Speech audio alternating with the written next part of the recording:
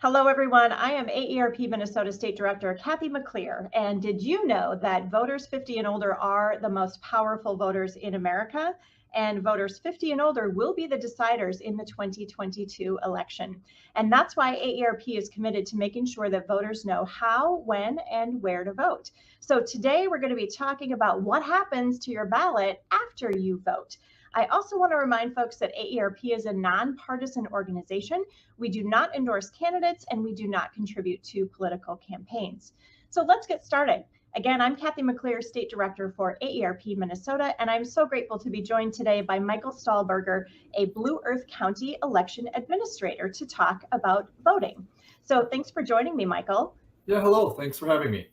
So whether someone votes absentee, they vote early in person, or they cast their ballot on election day, what happens to that ballot after they vote? Yeah, there's a lot that happens to that ballot to make sure that we can get it counted and share those results with the public. The first thing we need to do is we need to make sure that we have all the results back. Under Minnesota law, we have to combine people who have voted early and those results with ballots that have been cast in the polling place on election day before we release any results. So our elections officials across the state return those ballots from the precincts. The elections administrators are going to combine that with all those early votes or ballots that have come back via the mail. And then we start reviewing that to make sure that our results can be shared, that we've accounted for all of our ballots and whatnot. And then we're able to post those to the website. The Secretary of State's site provides results, and then many counties provide their own results as well. Well, very good. So how will I know when will I know the results of that election? I'm kind of an election political junkie. I like to watch elections on TV on election night to get all those returns, but when will the public know the results of the election? You're not the only one who's waiting for them, that's for sure. And so we cannot release results until at least 8:01 p.m. And so you will see some results come out very early. Those are going to be results from places where folks are voting all by mail ballot process, right? But as we work through the rest of the night, we'll have results trickling in as those polling places, those precincts return results. So anywhere from right after 8 o'clock and the polls close up until a couple hours later is usually when you'll start seeing those results coming back. And it's really important to remember those are unofficial results. Even though we're all super excited to see those are not the official results for the election. So let's talk about that. What is the difference between that unofficial count versus the official results?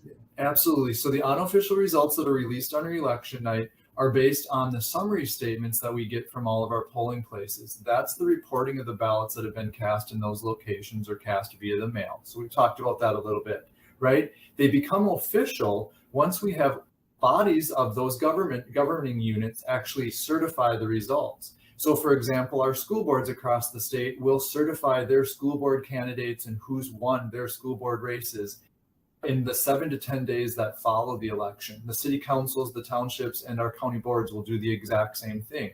All of those thousands of units of government will certify their results after they've been audited and reviewed to make sure that they can be the official results for the election. We send all of that up to the state, and then the state does the exact same thing to actually canvass those results. That's our official name for it, canvass those results, and then we will have official results for the election. So are there other details you can share about how those results are certified or that canvassing process? There's a lot of checking and double checking goes into that process. Before they even come back to our office on election night and become unofficial results, our election judges will review all of their polling place results and make sure that they've accounted for every voter and every ballot and everything balances out correctly. So we've got all of that double checking going into that. And then we also do some post-election reviews of that. It's called a post-election equipment review, where we will randomly select precincts and make sure that we can hand count those ballots and have those results exactly match the results that we've reported and have had certified as the election's results. So lots of checking, lots of double checking going into that. Yeah, tell me a little more about that testing and review process of the results after the election. Yeah, the post-election review process is open to the public. First off, we like to share that. Sometimes folks come and observe that, but not often. And what we do is we randomly select precincts, and we will have 2 judges or multiple judges, depending on the size of the precincts, go through those results and actually check certain contests. For this election that we're in right now, we'll actually check the results for our Congress race, so whatever congressional district is on that ballot, and then we'll also do that for the governor's race. And so our judges will hand count those to make sure that the ovals that have been filled in were actually counted by the machines and then reported out as the official election results. So it's a really good process. We're really proud to say in Minnesota that when we do those reviews, we're always coming on spot on, or we're able to explain the differences. Sometimes a voter will circle the name instead of fill in the oval, and so then we can account for those differences in results. But Minnesota has great equipment, great processes, and so our results are always spot on as the voter intended. Wow, really great information, Michael, about what happens to that ballot after you cast it, whether you vote absentee, early in person, or cast your ballot at the polls on November 8th. Appreciate you being with us today.